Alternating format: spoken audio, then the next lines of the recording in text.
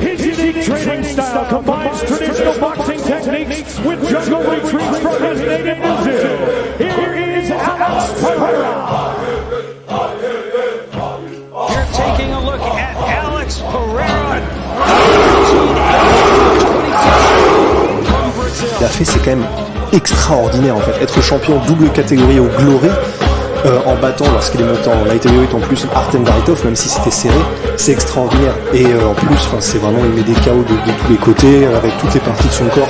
Il est ultra technique et en même temps surpuissant, un coup d'œil de ouf.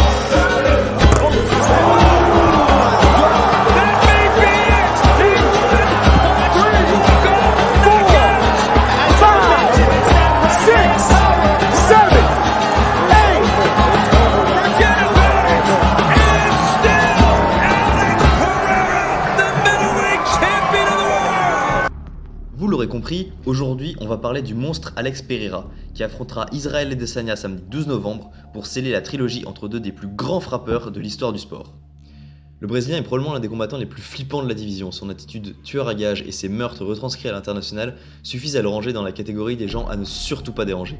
Mais le plus incroyable avec ce style distribuant des KO à tout va, c'est que contrairement à Derrick Lewis qui se contente de satelliser sur une erreur de l'adversaire, Alex Pereira provoque ses erreurs. Et on va voir tout de suite deux stratégies qu'il utilise pour se créer une ouverture avec 3 KO monstrueux. Le premier est au PFL, il affronte Thomas Powell et remporte le combat sur son légendaire crochet de rappel. Un crochet de rappel, c'est le crochet avant utilisé comme contre, et si Pereira sait bien faire un seul truc, c'est ça. Dans cette séquence, la stratégie utilisée est le délai de frappe, qui consiste à habituer l'adversaire à un certain rythme et à une certaine vitesse d'exécution, puis de la changer de manière inattendue. Ici, voici le ralenti. On voit nettement que Pereira feint d'envoyer un coup, attend que le Powell bloque un coup qui n'arrive pas, puis quand Powell s'apprête à contrer, il baisse la garde, pile au moment où le crochet passe. Un crochet aussi bien placé ne peut faire que du dommage. Sauf que Pereira ne se satisfait pas de secouer son adversaire, il doit complètement l'éteindre. Sa technique est absolument parfaite, tout est fait pour maximiser la puissance. Genou avant, tourné au maximum pour engager la hanche, un crochet comme ça n'a rien à envier à une batte de baseball. Le deuxième KO est à l'UFC, pour ses débuts. Il combat Michailidis et cette fois il utilise une variante de la double attaque. Je l'appelle personnellement l'amorce à issue multiple, M si on prend les initiales, parce que le concept est le suivant. Un même mouvement sert à amorcer différentes techniques, et le génie derrière celle-ci, c'est qu'en bloquant l'une des attaques possibles, l'adversaire se découvre pour les autres.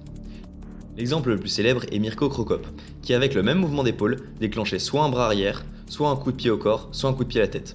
Autrement dit, si le gars en face s'attend à un coup à la tête, il va monter sa garde, découvrant ainsi le corps. S'il s'attend à un bras arrière, il va chercher à dévier le coup avec sa main arrière, se découvrant ainsi pour le high kick, etc. Dans ce combat, c'est une combinaison à laquelle je n'aurais jamais pensé, à savoir mixer low kick et genou sauté.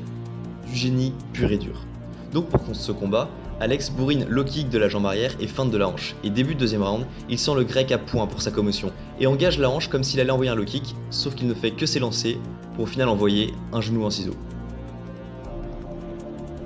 Enfin, le regretté Sean Strickland, qui a cru bon de rester debout avec le premier double champion de l'histoire du Glory, nous permet de voir un autre exemple de la même stratégie, l'M.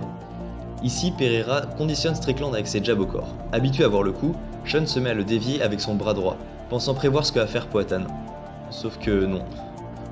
En déviant un coup qui ne représente pas beaucoup de danger, parce qu'à part Junior Dos Santos, personne ne fait vraiment de dommages avec un jab au corps, Sean Strickland s'ouvre de son côté droit face à l'un des pires crochets gauche du monde, tout sport de combat confondu.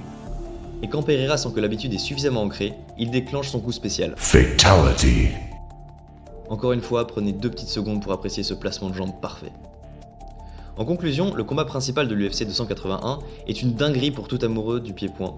Israel Adesanya, sûrement le frappeur le plus technique au monde, affronte sa némésis, Alex Pereira, certes moins parfait dans son approche, mais infiniment plus brutal et possédant l'égaliseur ultime qu'il peut utiliser à chaque instant, même face au stylebender.